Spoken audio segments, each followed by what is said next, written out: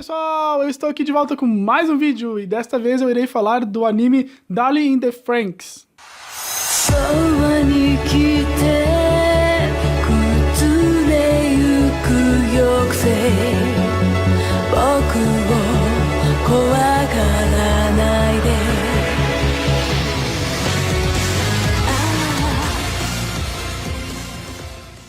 Bom, pra quem não sabe, o Darling in the Franxx é um anime desse ano que está fazendo muito sucesso tanto no Japão quanto aqui fora. E ele é um anime que no início a maioria acho que não esperava tanto assim, ninguém acho que apostava que ia fazer tanto sucesso, que ia dar tanta repercussão como está dando.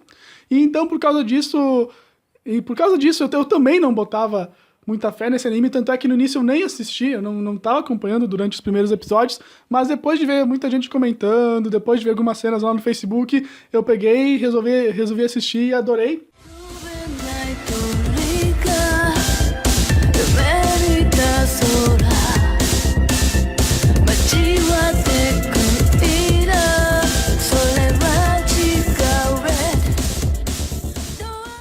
E o que eu tenho para falar para vocês é que esse é um anime pós-apocalíptico de ação e romance muito bom. Olha, um dos melhores que eu assisti desse gênero nos últimos tempos, né? O último que eu assisti desse gênero que eu achei muito bom foi o Hakudai Kishi no Cavalgari de 2016, se eu não me engano. Só que ele não era pós-apocalíptico, claro, né? Ele era uma ação e romance. E então, depois do Hakudai, que é o meu anime favorito, então eu considero o Darling in the Franxx, então, que segue como tendo a segunda posição nesse meu ranking de anime de romance e ação, que eu estou achando muito bom, então confere aí uma parte da opening.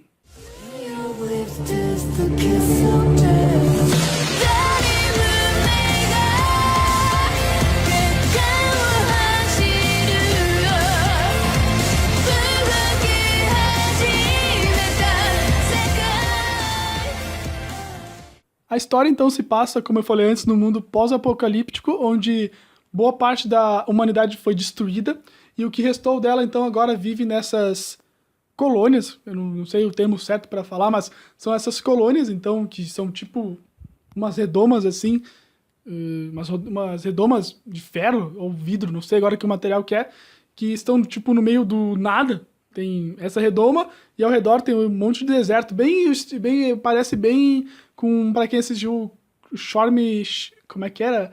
É alguma coisa no Regis. Eu tô botando aqui o anime então, a imagem do anime pra vocês verem que eu achei o mundo de Darling in the Franxx bem parecidos com o mundo desse anime aí. Só que a diferença é que no Darling in the Franxx as redomas não se movem, pelo menos ainda não se movem, né? Mas voltando ao Darling in the Franxx, então a humanidade está vivendo nessas redomas e ela tem que se proteger dos dinossauros. Eles têm um nome especial para os monstros lá, que são os monstros azuis, os Classosaurs lá. Eu chamo de dinossauros porque eu não sei a pronúncia certa do termo técnico lá, mas são tipo uns dinossauros mesmo, azuis, que ficam constantemente então atacando a humanidade e a humanidade então para proteger ela bota crianças que tem que pilotar robôs em duplas, sendo que essa dupla tem que ser obrigatoriamente um macho e uma fêmea pilotando, e tem que ser pessoas jovens, né? Então são adolescentes e crianças mesmo. Então elas sobem nesses robôs e lutam contra esses monstros.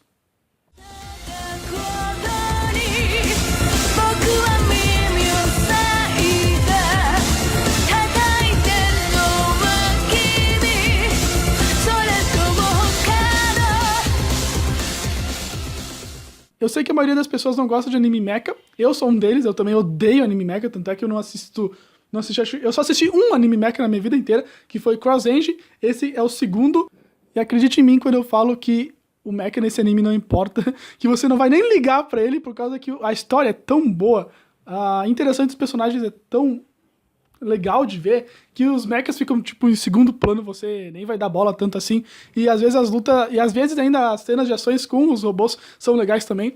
Então mesmo que você tenha um pouco de preconceito com mecha, que nem eu, né, ou nem preconceito, mas que não goste, dê uma chance, que eu tenho quase certeza que você vai adorar. E além da história ser boa, a segunda parte, que deixa a história melhor ainda, é que esses humanos que sobreviveram, eles estão tipo meio que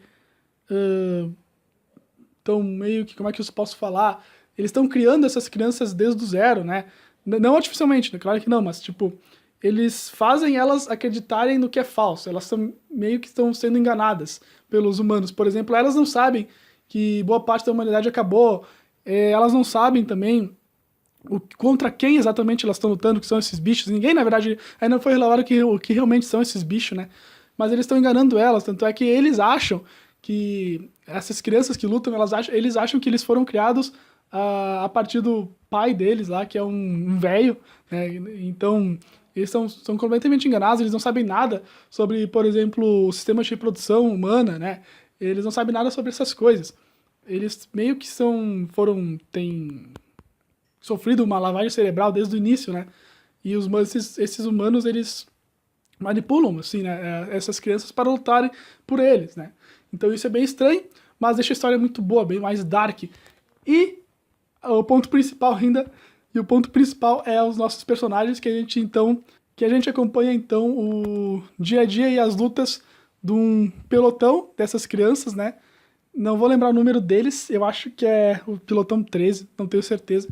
Mas a gente então acompanha a história deles. E tudo começa então quando o nosso protagonista, o Hiro, não consegue pilotar o robô com nenhuma outra pessoa. Por causa, como eu falei antes, esses robôs têm que ser pilotados obrigatoriamente em duplas. E essa dupla do Hiro tem que ser obrigatoriamente do sexo feminino. E ele não demonstra compatibilidade com nenhuma outra menina. Ou seja, essas duplas têm que ter um certo nível de compatibilidade para poder operar o robô. E ele não demonstrou, então, essa compatibilidade com ninguém. Então ele não tinha nenhum parceiro e ele achou, então, que ele era inútil e que ele não servia para nada. Até então que um dia ele encontrou a Zero Two, que é a nossa protagonista feminina da história, né? Que ela é metade humana e metade dinossauro. E ela é uma das personagens mais fortes, então, desse mundo, né?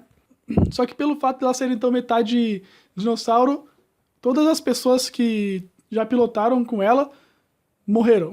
Ou seja, a lenda dizia que você conseguia pilotar no máximo 3 vezes com a Zero Two e depois disso você morria. E essa lenda é verdadeira, ela matava todos os pilotos que faziam dupla com ela. E então, isso não aconteceu com o nosso protagonista, ele demonstrou alta compatibilidade com essa Zero Two. E eles então viraram um dos pares mais fortes que tem ali no mundo. E a partir disso, então, a Zero Two começou a assim, se relacionar com essas pessoas do esquadrão do protagonista, né? Do pelotão do protagonista. E a partir daí, então, começa todo o drama entre eles, por causa que no início ninguém dava bola pra Zero Two, ninguém gostava dela, porque ela era metade monstro, ela tinha umas como é que eu posso dizer? Umas atitudes estranhas, né? Fora do normal.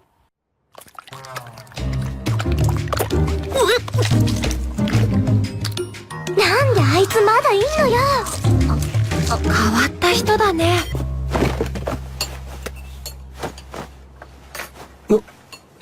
これ甘くて美味しいよ。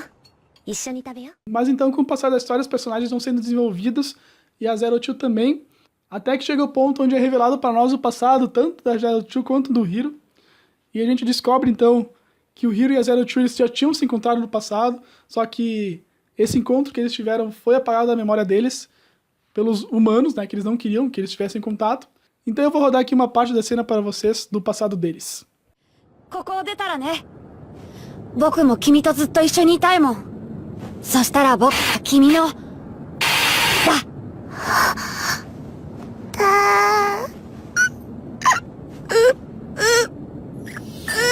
なぜか涙が出た。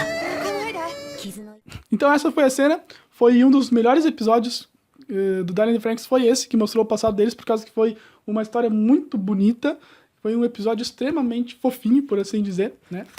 Que foi ver a relação então do Hiro, pequenininho lá, se interagindo com a Zero Two, que não sabia nem falar, né? Ela só falava com grunhidos, e eles se apaixonaram. E depois de muito tempo, eles se encontraram de novo, e não lembravam um do outro, por causa que eles tiveram as memórias apagadas pelos humanos. E a partir daí, então, começa o nosso romance. Tem vários romances paralelos também que acontecem, por causa que, como tem que lutar, tem que pilotar os robôs em duplas, né, vai acabar acontecendo. Então, ali no pilotão do Hiro, nós temos vários outros casais. E por causa disso, então, que eu considero esse um dos melhores animes de ação e romance que eu já assisti. Além de ter cenas de ação muito boa, tem um romance muito bem desenvolvido. Você consegue ver que a Zero Two começou o anime de um jeito e está já completamente e está agora agindo completamente de um jeito diferente, né? O Hiro mudou ela também mudou o Hiro, e, e a cena dos dois juntos é muito, muito legal de ver, cara. Você quer ver eles juntos, você quer torcer por eles juntos, e eu vou rodar aqui mais uma parte deles para vocês acompanharem. ダーリンの運命を歪めちゃったんだよね。ダーリン。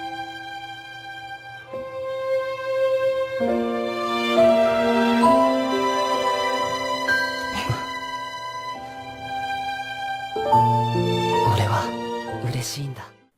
Então é isso aí, pessoal. Deixem aí nos comentários a opinião de vocês sobre o Darling in the Franxx, se vocês estão assistindo ou não, o que vocês acharam do vídeo, quais são as teorias que vocês têm sobre o anime, né? Tipo, o que são aqueles monstros, se aqueles monstros na verdade são humanos, ou o que foi aquela mão gigante lá que apareceu e destruiu tudo, né?